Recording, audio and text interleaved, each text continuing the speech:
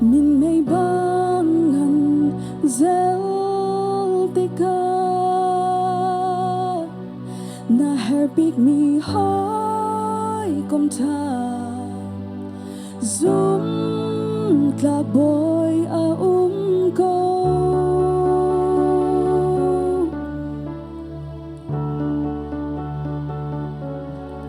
swal mui na chung na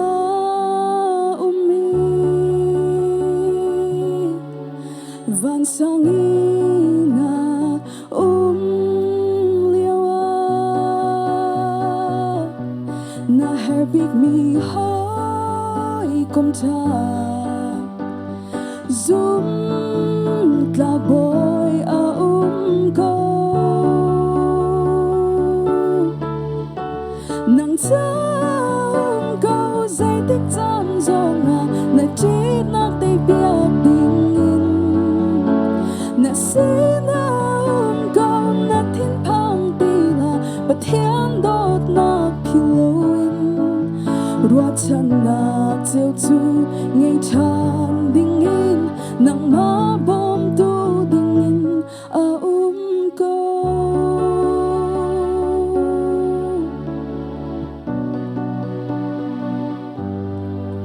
mi khi ta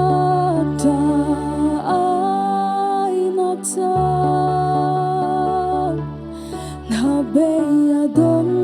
kan vana san Hnem du kan ngai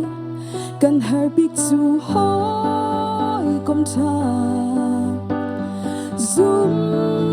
tla boy a ko nang sa câu dây tích chan zong na chi na te bia na sina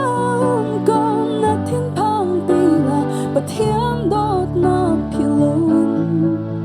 ruột chân na chiều chu ngày chan ding in nang ma bom tu ding in a câu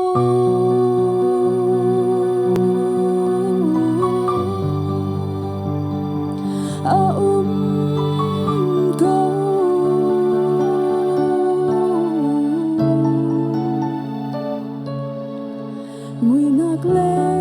ti phan mak ni min mei bangan zel ti ga a ko pathian it chona kan so pe ka se